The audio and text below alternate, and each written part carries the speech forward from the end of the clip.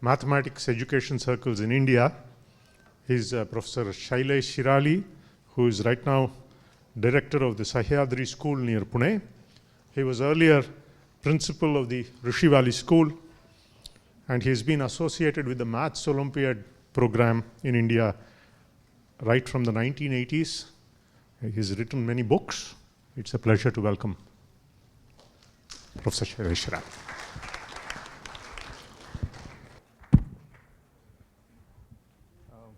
Thank you very much, Professor Raghavan. Very honored to be here amongst all of you. It's always a pleasure to be addressing school students, and it's a great thing to be in the IMSC. So I'll get started on my talk. As you can see, we can put off these lights here. As you can see, it is titled Snapshots from Transformation Geometry. Now, transformation geometry is really Euclidean geometry, just rewritten in a different way. But that rewriting brings in a lot of excitement, a lot of new ideas into the subject, chiefly the idea of transformations. Interestingly, the first talk was about rotations and about how algebra enters geometry through rotation, through quaternions and complex numbers and so on. Strangely, this topic also has the same flavor. It's about geometry, and it's about how algebra can cast new light on geometry by using the language of functions, for example. So I'm going to be talking also about rotations and certain kinds of functions and how they allow a new problem-solving approach to an old subject, one of the oldest subjects in mathematics, in fact, Euclidean geometry.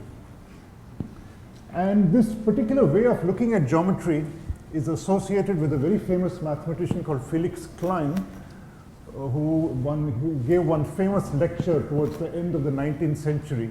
And he defined geometry as a way of categorizing the kinds of transformations that you use in geometry and how the properties that are associated with geometric figures change or don't change.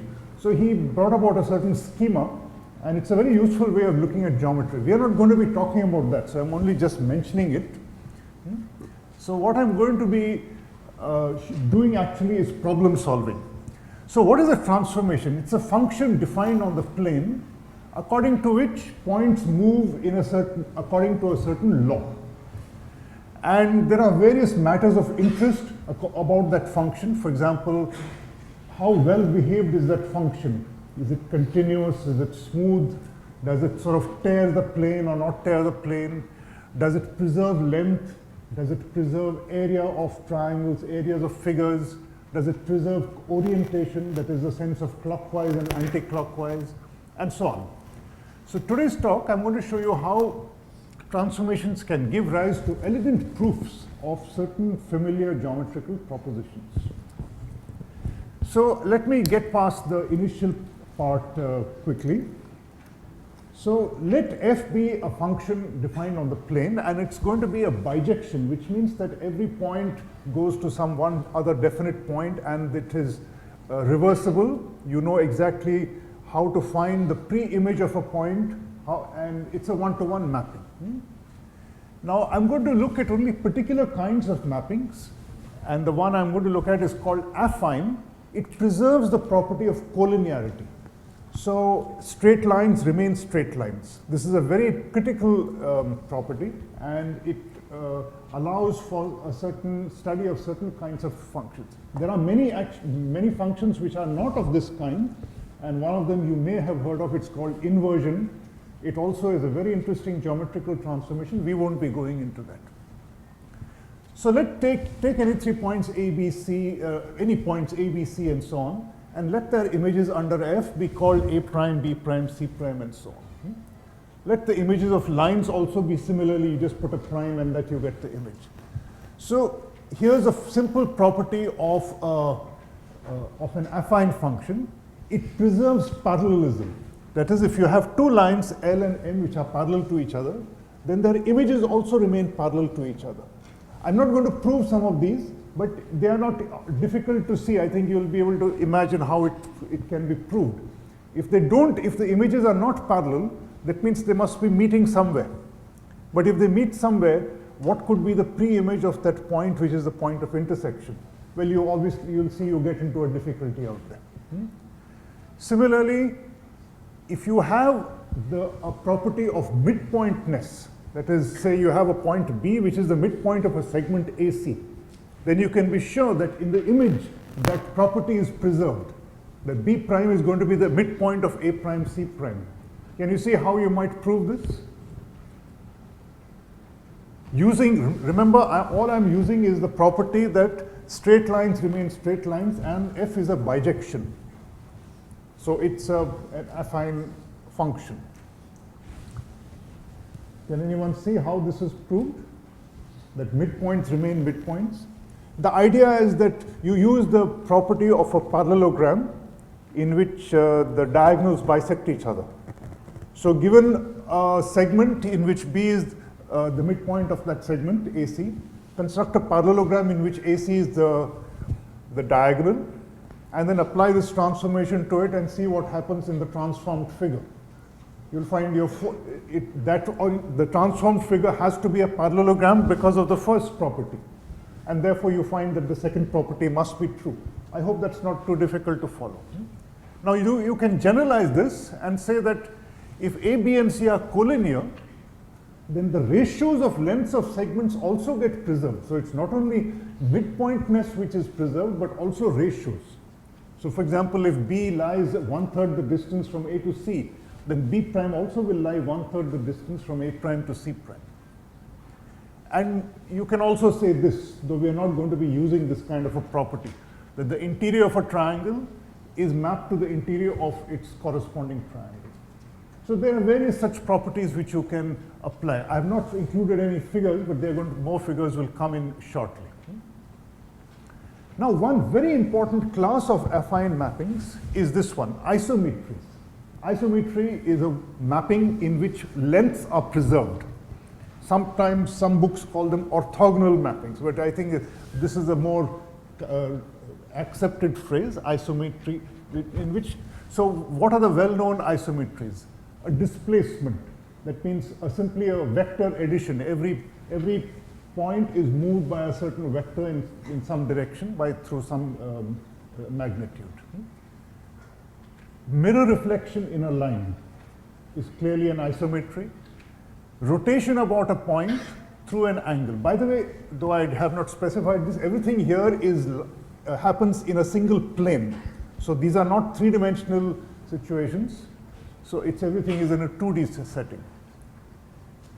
Enlargement about a point by some scale factor, what's called a homothety, is also an affine map, but we are not going to be studying too many of this type here. Then a slightly non-familiar one is a shear map. A shear map in which you can imagine a rectangle being sheared into a parallelogram, like a pack of cards in which you sort of displace the top relative to the bottom. Here, it's an affine, and yet it's a peculiar map in the sense that angles don't stay unchanged. Angles do change. So that's a slightly more non-trivial map. So you note the progression out here. From the isometries basically correspond to congruence geometry. Once you bring in enlargements, figures are mapped to similar figures, so you get what is known as similarity geometry. And once you allow for shear mappings also, that enlarges the geometry still more. So this is exactly the vision that Klein brought into geometry. Now here the symbols that we're going to use in this talk. T is used for translation or displacement. That means you simply move everything through one vector. The vector in which P goes to Q. So everything gets shifted by vector PQ. H subscript P stands for a half turn centered at the point P. What is a half turn? A rotation through 180 degrees.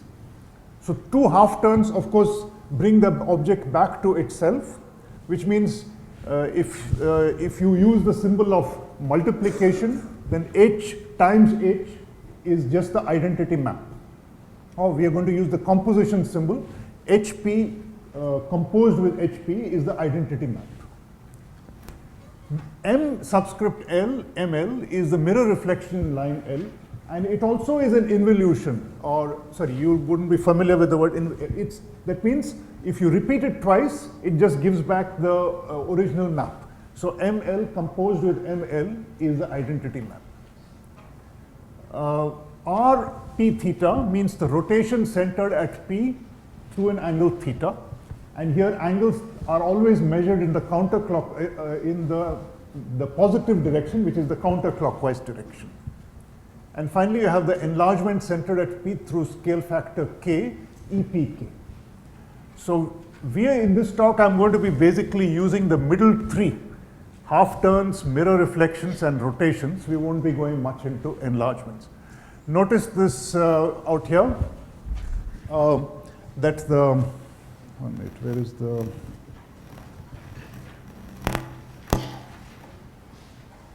is this a pointer here? Is it a pointer? I'm not sure. Yes, it's a pointer. So the inverse of TPQ is PQP. That means addition by the negative of the vector. H and M are self-inverse. The inverse of rotation P theta is rotation P negative theta.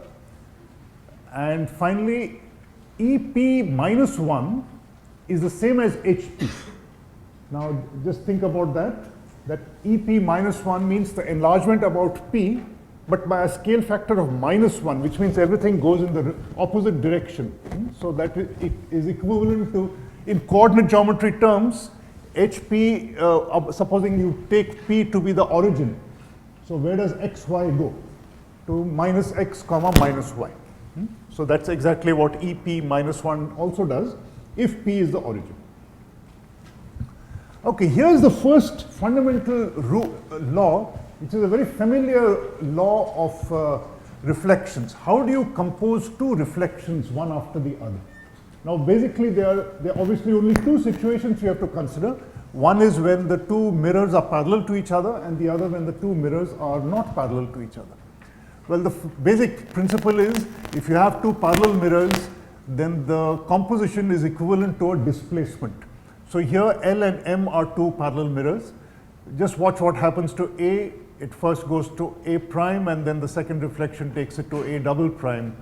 B goes here and then out here. C goes here and then, first here and here. So the net result you'll always notice is that the movement is equal to double the perpendicular distance between the two mirrors.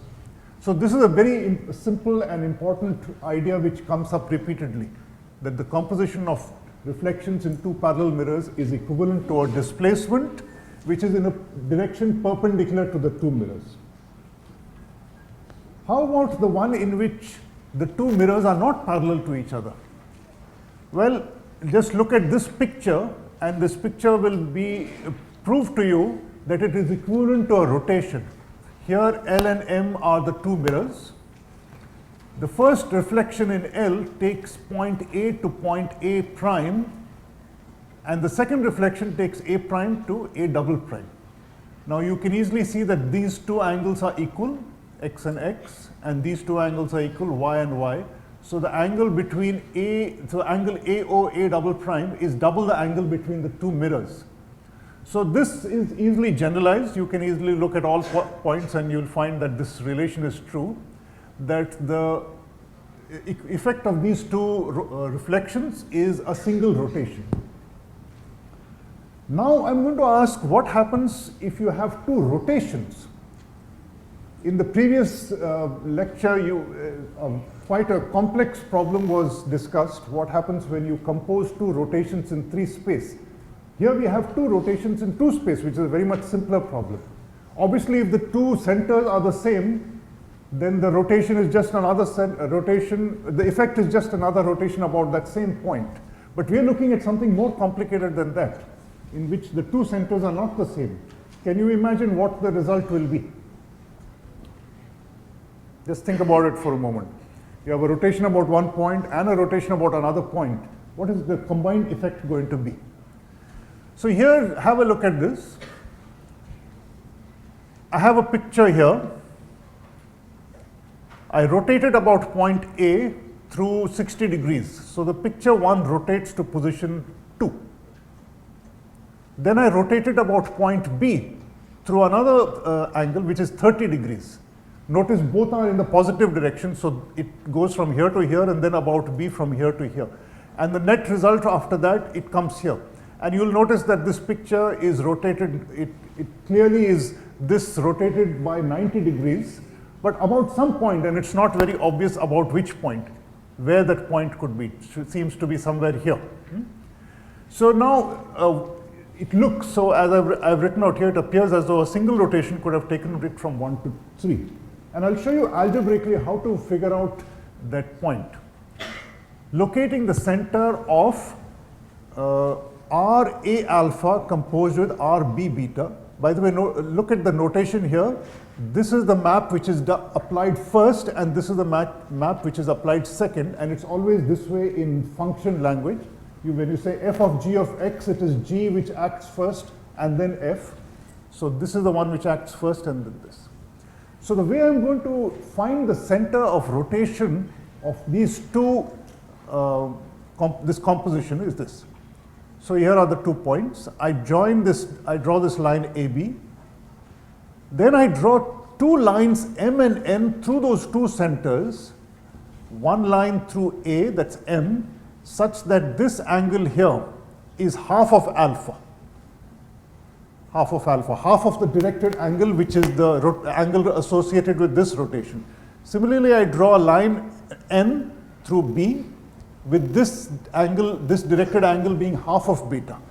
So these 2 lines intersect somewhere at C, and the angle out here is of naturally half alpha plus half beta. So let M and N F. Okay. Now look at this. Now this is pure algebra which follows. I've already shown that the rotation A alpha is equivalent to mirror reflection in M followed by reflection in L. That is, reflection in this followed by reflection in this is equivalent to a rotation about A through double this angle, which means alpha. Similarly, rotation about B by beta is reflection in L followed by reflection in N. So if you combine these two, what do you get? So this combined with this, I just simply put that symbol here, ML, this composition I put here, and this symbol I put here.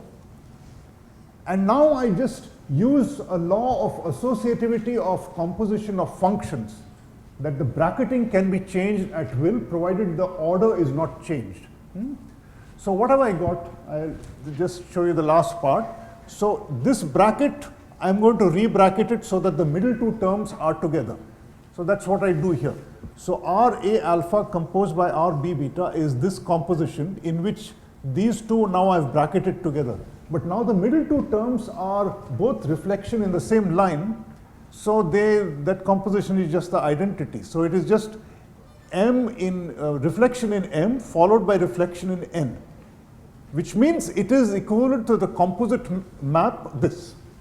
Now what is that? Now that is a reflection in 2 lines, which means that this is equivalent to a rotation about the point where M and N meet through twice an angle between M and N. And what's the angle between M and N? If you remember the diagram which I had drawn, it was half of alpha plus half of beta. So twice of that is alpha plus beta.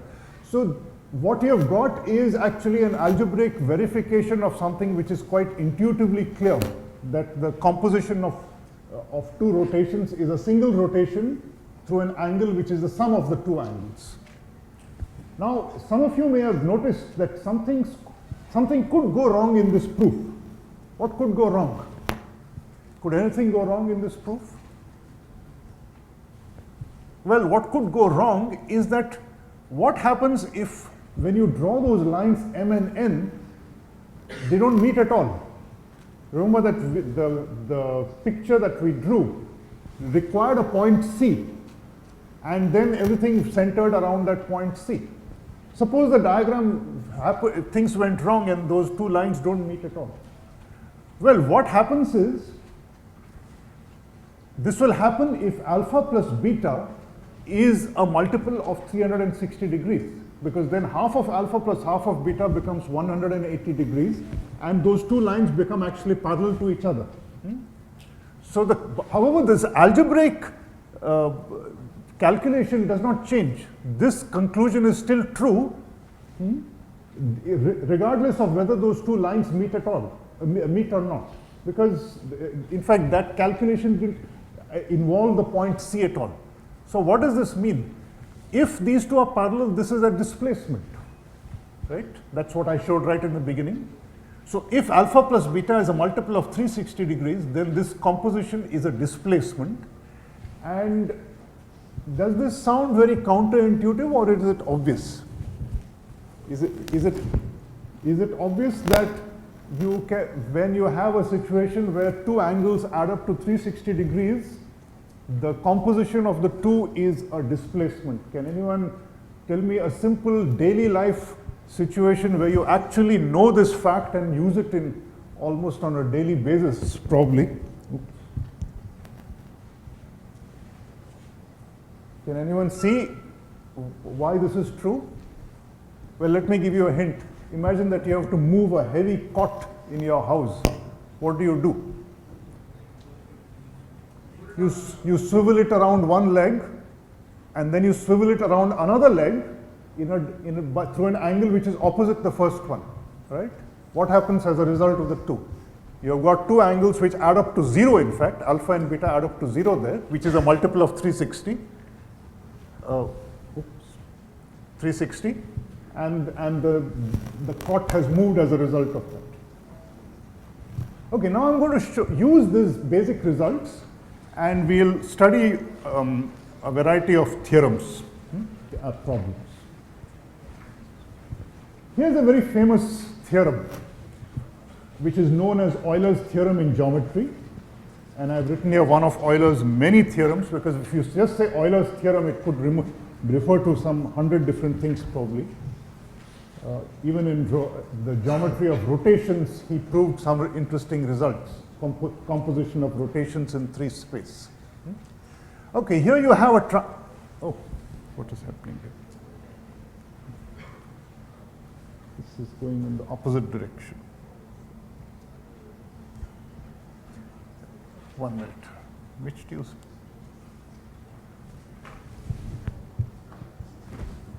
I think I'll just stick to this. Yeah, here you have a triangle ABC in which H is the orthocenter. You know, I hope all of you know what the orthocenter is. It's the point where the altitudes meet. G is the centroid where the medians meet. O is the circumcenter. And the theorem that Euler proved is that these three line a straight line with G 1/3 the distance between O and H. So let's prove it using transformations. So we identify these 3 points, which are the midpoints of the sides. And you consider the enlargement map centered around the centroid G with a scale factor of -12. Now, -12, what is the significance of -12? That means everything goes in the opposite direction, turns around G and goes in the other direction, and the distance from G is halved. So, for example, where does A go? A comes actually to D, because these three are in a straight line, and GD is half of GA, but negative. So, A comes to D, B goes to E, and C goes to F. But if that is the case, that means triangle ABC is getting mapped to triangle DEF, which is similar to it, of course, as you know. All right. Therefore, if it maps this triangle to this triangle, and it will also map the perpendicular from A to BC, the perpendicular from A to BC, it will map it to the perpendicular from D to EF. You see why? Because BC is getting mapped to EF and A is getting mapped to D. So the perpendicular from A to BC has to get mapped to the perpendicular from D to EF. Now the same is true for 3 perpendiculars. So the 3 perpendiculars which meet at H are going to get mapped to the three perpendiculars from D to FE, from E to DF, and from F to this line. But those three perpendiculars are in fact the perpendicular bisectors of the three sides. So they meet at O. So that means, so therefore this mapping takes H to O. But if it takes H to O, obviously this is half of this and in the opposite direction, which means that this, this vector, oh, I keep getting mixed up with this, sorry.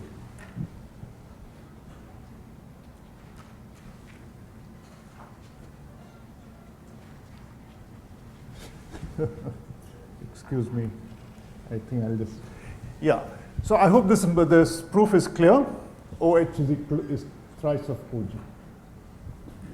Here's a much simpler result, two tangent circles.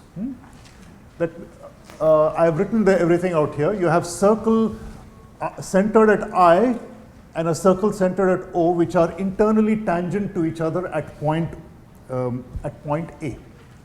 You have a chord BC to the inner circle, which is, sorry, to the outer circle, which is tangent to the inner circle.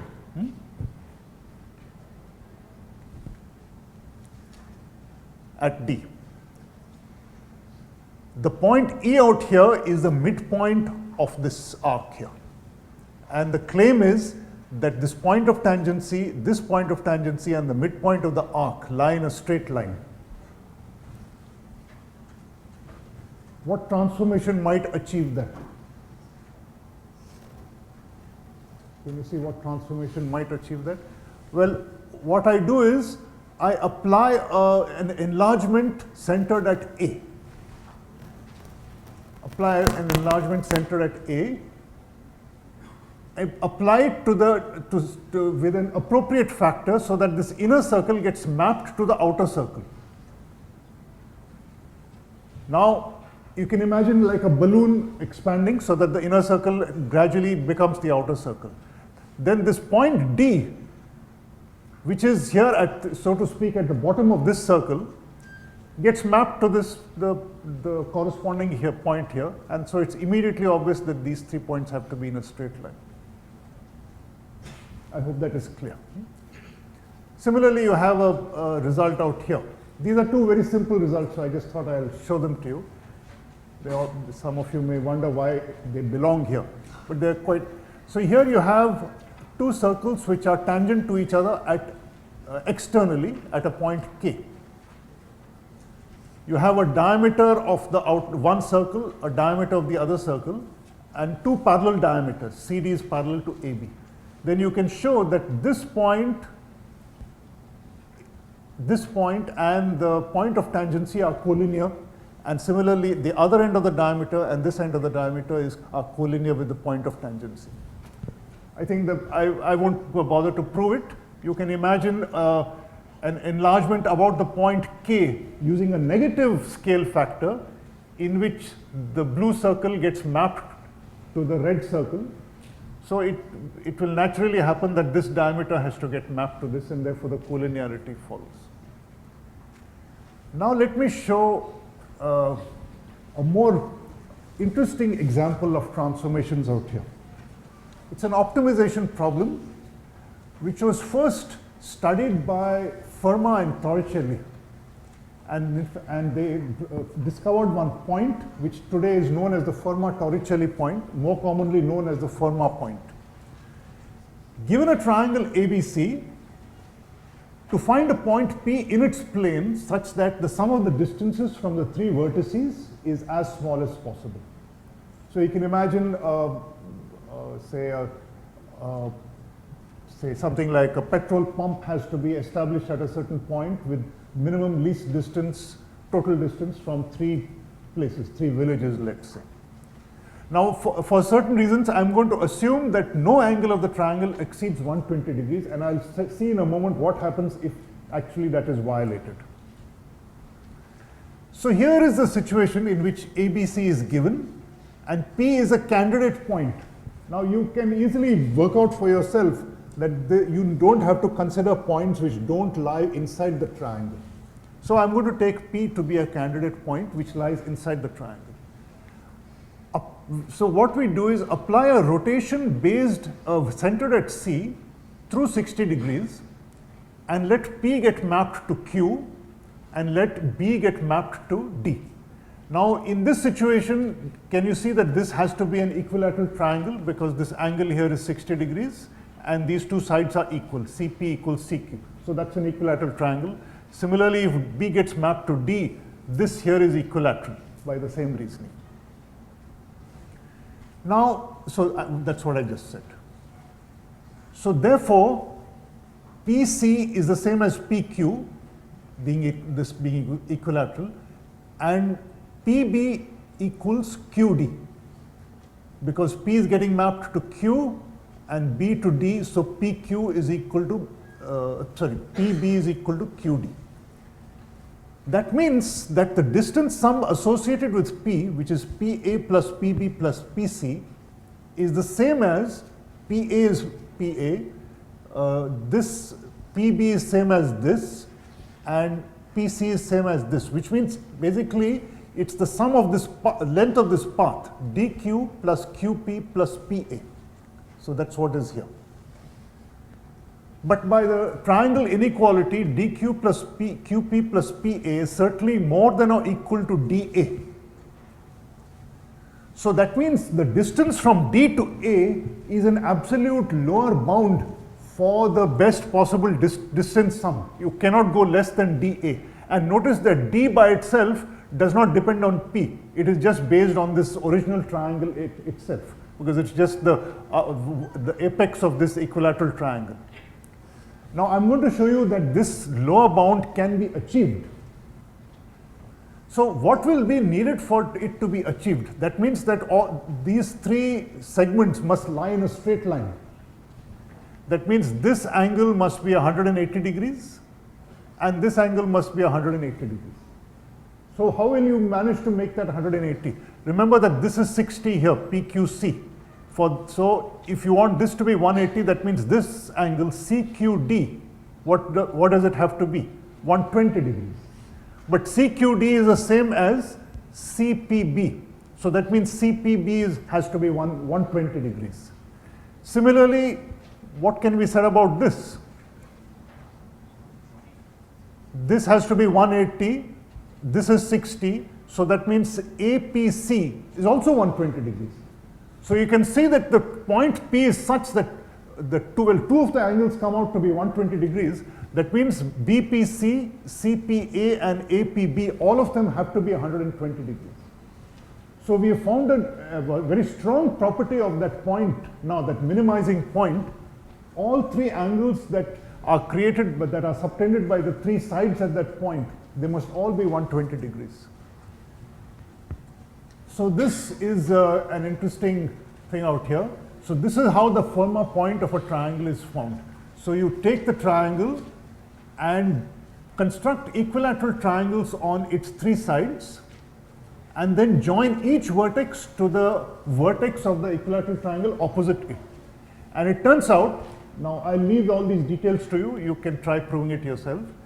The AD, BE and CF turn out to have equal length, and that equal length is in fact the minimum total distance that you can do.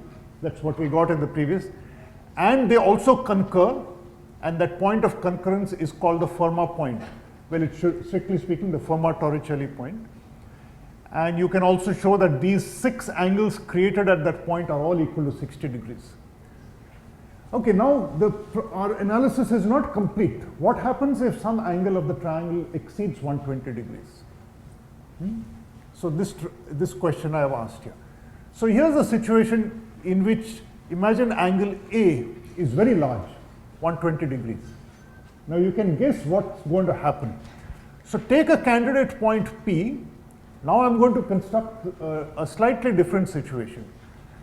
Apply a rotation about A through minus 60 degrees. Let it map P to Q. So again, you're going to get an equilateral triangle here. Let it map B to F. Again, you will get an equilateral triangle out here.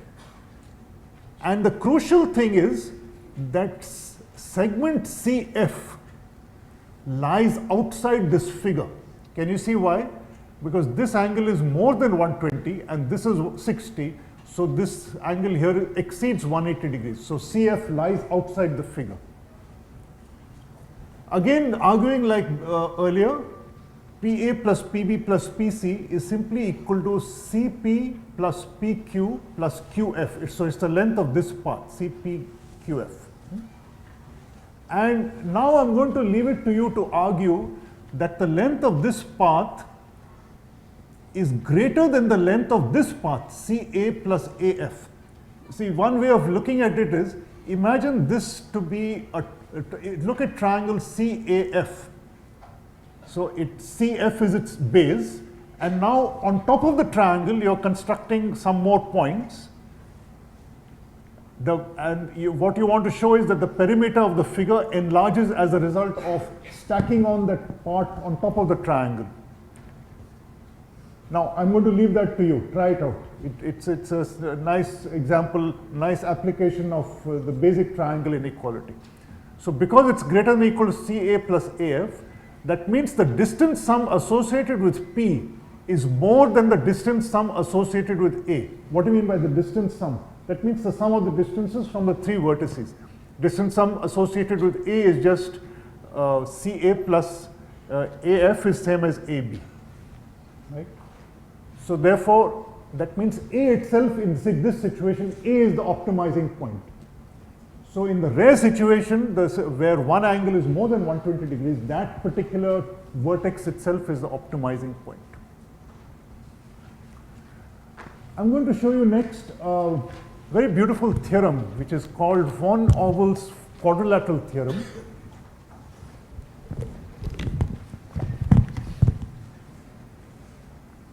Here's the picture. You have a quadrilateral ABCD, and on its four sides, you construct squares, and let PQRS be the centers of the four squares. And we join the centers of opposite squares like this, and here's the surprising discovery. No matter what the shape of this quadrilateral, the two segments are of equal length and perpendicular to each other. Quite a surprising and beautiful discovery. Now let's try to prove it using transformations. Here's the picture. Maybe it's spoiling the fun by giving you the proof. I'm sure you would be able to get this proof on your own if you sat and worked it out. So let's see. In this picture, I've left out the squares. I've only shown the points PQRS and joined those PQRS to the vertices here, which means this is an isosceles right triangle, right? Similarly, this is an isosceles right angle triangle. So is this, and so is this. Apply the rotation around P by 90 degrees. So what happens as a result? B gets mapped to A. Next, apply a rotation around Q also by 90 degrees. So what happens? A gets mapped to D. Now when you compose one rotation by 90 degrees with another rotation by 90 degrees, what are you going to get? It will be, the net result is a half turn. And about what point? Now, the first rotation takes B to A, the second rotation takes A to D, which means that the net effect has taken B to D. So the half turn, if the half turn is taking B to D, then the center of that half turn has to be the midpoint M of BD. Okay, so now note this fact that the composition of these two quarter turns is a half turn which is centered at the midpoint M of BD. Now, I'm going to make this observation that this triangle here is isosceles right angled with a right angle at M. Now, why is that? You have a right triangle, a quarter turn, 90 degree turn centered at P, followed by a 90 degree turn centered at Q. Remember how to find the center of the rotation of the composition of two rotations. We basically draw an angle which is half the angle of rotation from one side, one vertex, and similarly for the other one. That means you have two 45-degree angles here. So that means that this is an isosceles right angle triangle. This is 45, that is 45, and that's 90 here. So SPMQ is isosceles right angled at M, and by the same argument, RMS is also isosceles right angled at M, because the same argument could be done for the other. You can imagine a quarter turn at R and then a quarter turn at S. The first quarter turn will take D to C, the second quarter turn will take C to B. So the net result is a half turn which takes D to B. So again, the midpoint is M. Okay, now look at this result. Apply a, in fact, this is easier to see than explain. Just look at the figure and you'll see what's happening. Apply a 90-degree turn centered at M. Now, where does it take Q? A 90-degree turn centered at M. Since this is 90 degrees here, angle QMP, and QM is equal to PM, if you apply a 90-degree turn at M, it will take Q to P. Where will it take S to? To R. But if it takes Q to P and S to R, then obviously it takes QS to PR. If it takes QS to PR, that means the two segments have the same length and are perpendicular to each other. So there's your result. So look at the logic of it carefully.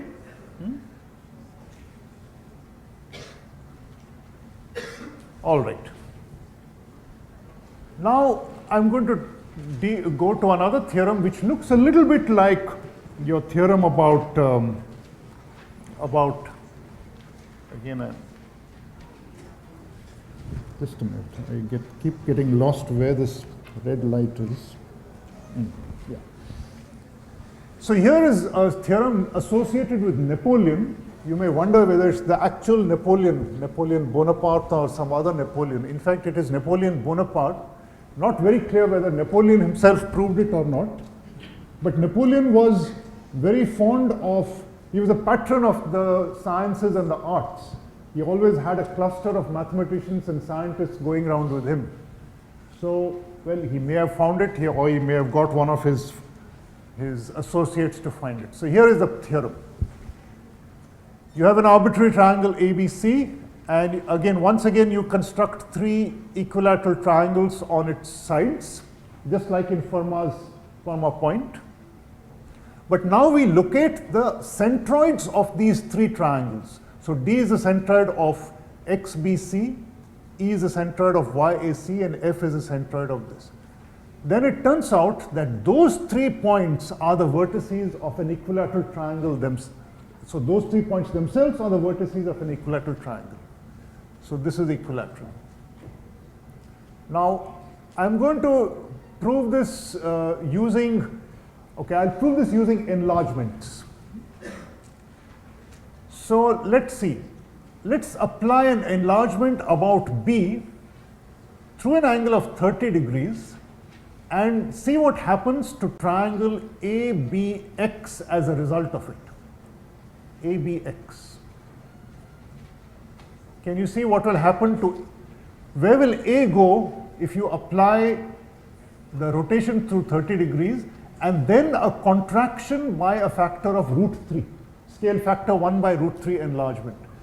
So can you see that A is going to get mapped to F? Because 30 degrees means it will certainly come in the direction of this here, and then contracting it by a factor of √3 brings it to F. Similarly, where does X go?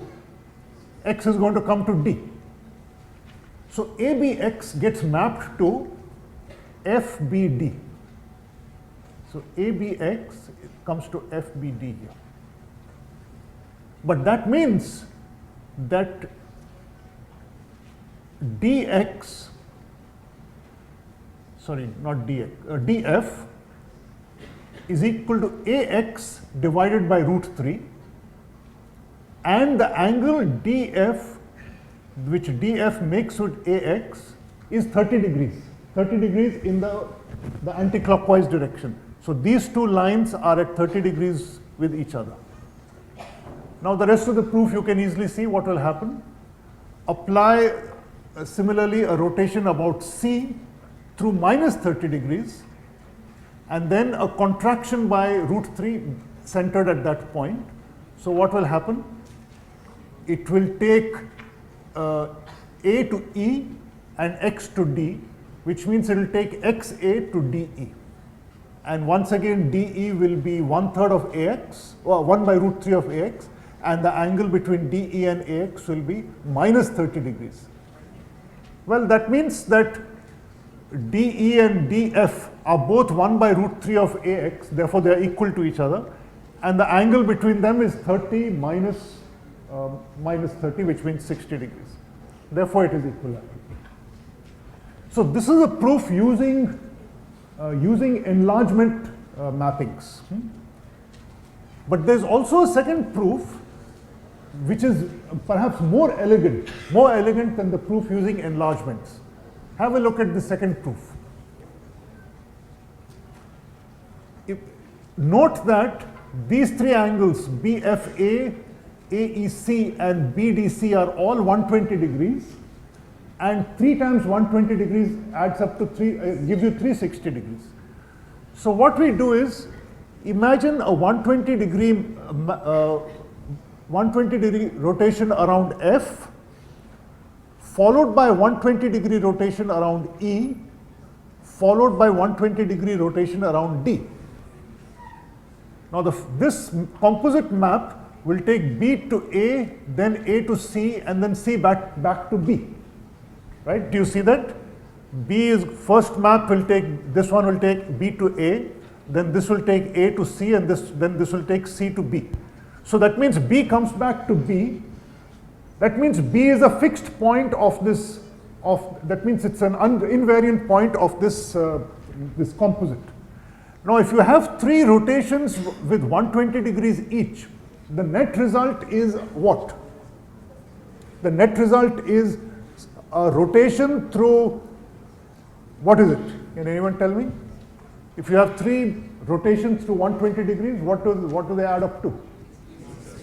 But 360 degrees means it's either an identity map, or it's a translation, or it's a displacement. Remember, if the angles add up to 360.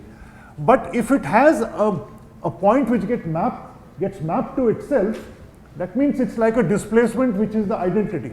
So it comes back to the same thing.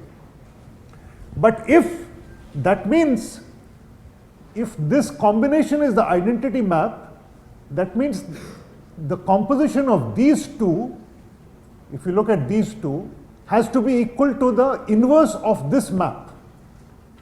Do you see that? If the 3 together give you the identity map, then these two together must be equal to the inverse of this.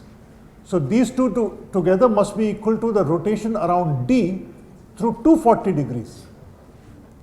Now notice 120 plus 120 is 240. So this reminds you of the way in which two rotations are composed.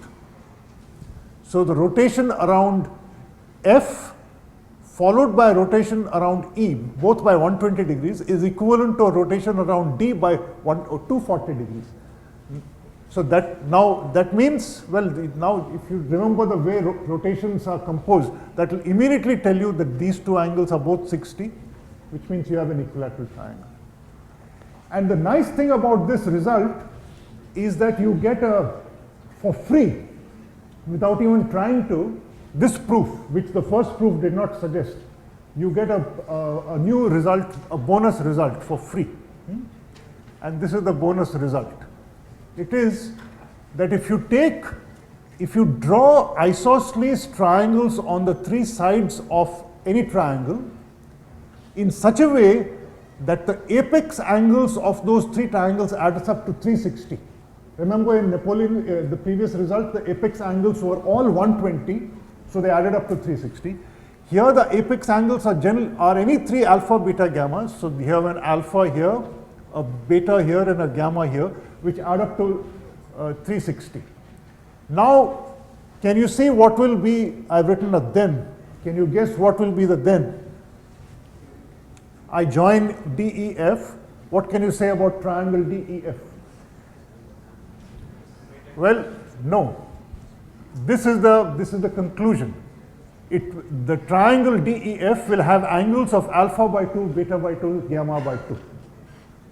And you can get it by exactly the same argument as what I gave last time. Now I'll tell you one interesting result associated with this. Let's see if you can guess this. I'm going to basically apply a tweak to Napoleon's theorem. Here you have triangle ABC. I draw three isosceles triangles on its three sides, BDC, CEA, and AFE, in which the apex angles are all equal to theta. Now, this is slightly different from Napoleon's theorem, so don't think immediately of Napoleon's theorem. Now, it turns out that in this situation, if you join A to D, B to E, and C to F, that they concur at a point. It's a nice theorem to prove. I won't prove that, but you can prove that they concur at a point. And I'm going to ask you, suppose I call that point P of theta. Can you guess what will be the locus of P of theta? As I change theta, so when theta was 120 degrees, that point P is the point which comes in the previous, it's the point which comes in Napoleon's theorem. If this angle theta is 60 degrees, it's the Fermat-Torricelli point, which means this locus already has two interesting points on it. I claim it also has H on that. The orthocenter also lies on that locus. Which angle theta is going to give me H? Can you see one special angle theta? For one special angle theta, H is going to be the point of concurrence. What is that angle theta?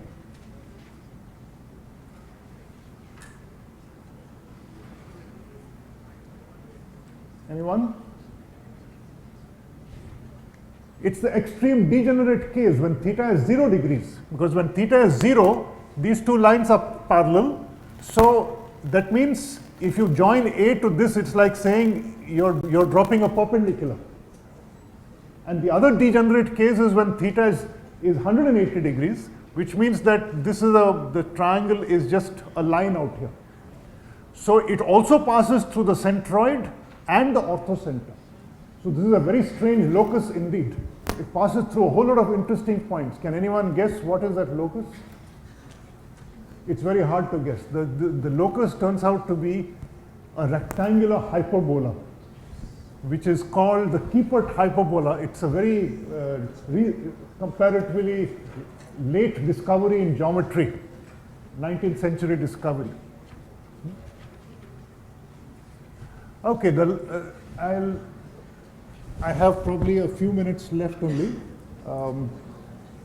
You have another very important theorem in geometry called the 9-point circle, and I'm going to show you how this is proved using transformations. Here, triangle ABC is arbitrary. You have three midpoints DEF. You have the feet of the altitudes P, Q, and R. That means AP is perpendicular to BC, BQ is perpendicular to CA, and so on. And finally, you have points U, V, and W, which are the midpoints of the segments HA, HB, HC. So H, if you join to A, take its midpoint, you have U. H joined to C, its midpoint is W. H joined to B, its midpoint is V. So you have 9 distinguished points. Turns out that those 9 points lie on a circle. And moreover, the center of that circle is the midpoint of this segment out here, the Euler segment. This is really an astonishing theorem.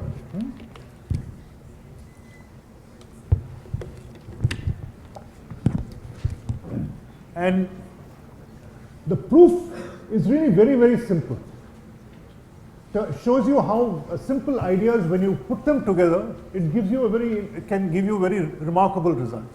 So here's the basic idea of the proof. If you have two circles C1 and C2 of the same size, which share a chord AB, for this situation, there are two distinct mappings in which this blue circle can get mapped onto the red circle. And those two are, suppose you take K to be the midpoint of that common chord. So the first mapping is just reflect in AB. The second mapping is do a half turn about K, about that midpoint K. So you'll notice that it's point for point, the two mappings are not the same. So here are the two proofs. Here's the proof. So in the first situation, I apply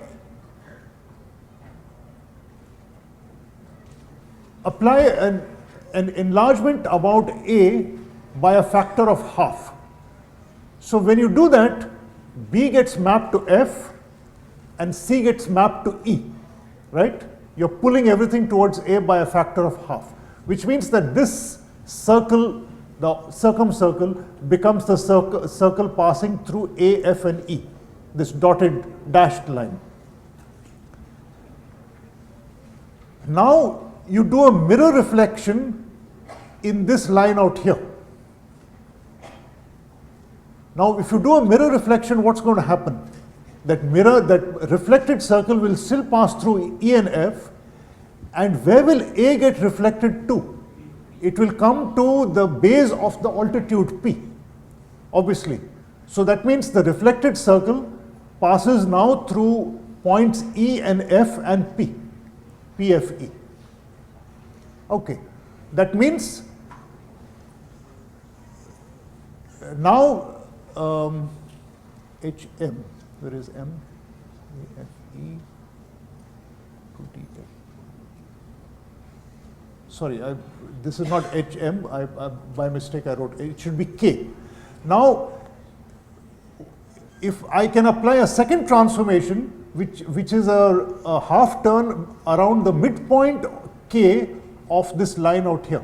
So if you do a midpoint around this midpoint, F and E just exchange positions, and A gets mapped to the midpoint here, which means this circle here gets mapped to the circumcircle of DEF. So you see that the circle passing through DEF is the same as the circle passing through PEF, because both of them are congruent to this circle, and this circle itself is half of this circle.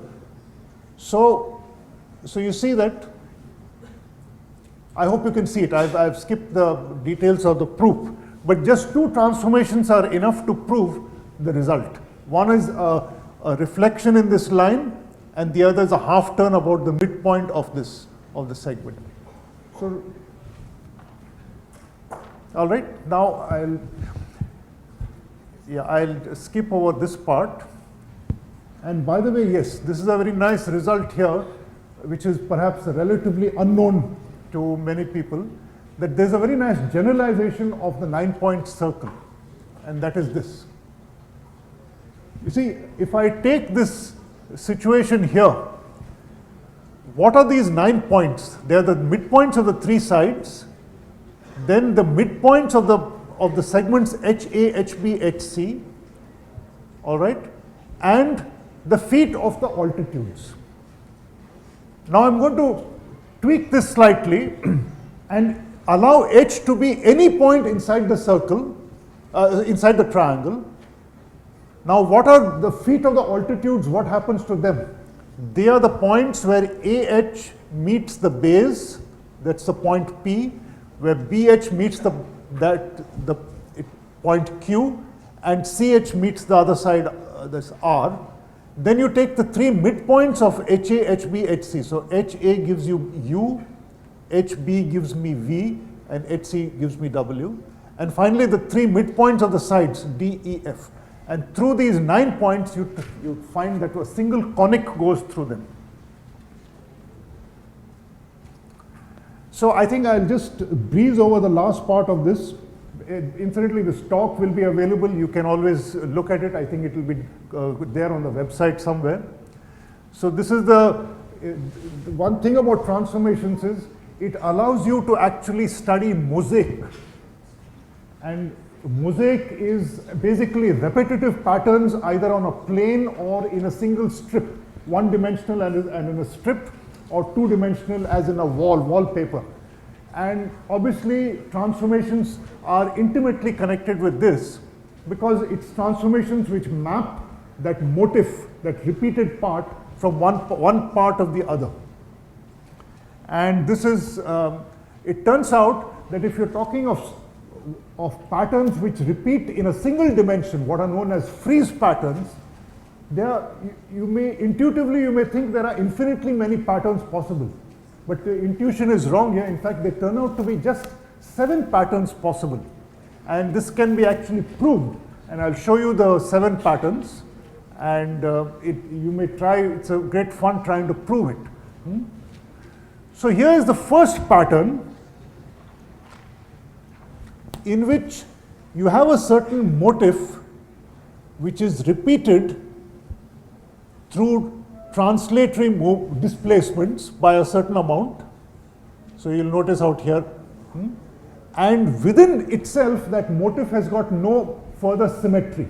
So the only symmetry that it has, the only repetitive movement is this translatory movement. Then the next possibility is that the motif, that is the repeating part itself, could have what is called an x-axis reflection symmetry. So this is known as frieze pattern type Tx. So you can see this is a nice example out here. So it could be reflected along a horizontal line. Here's another example of a frieze pattern of type Tx.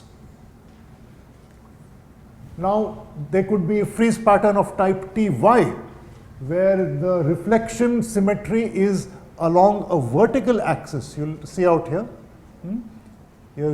So you can imagine this extended through space, going like that. And you can see that the motif has this y-axis symmetry. All 3 of these have that. Or you can have of type TH. T, of course, stands for translation. H is half turn. So you can imagine these 2 feet in this strange pattern. Look at this here. So this is how this motif can be rotated through 180 degrees. It will overlap with itself. And then you can have something in which you have all 3, H, X, and Y. Half turn, X symmetry, Y symmetry, and a very complex pattern like this.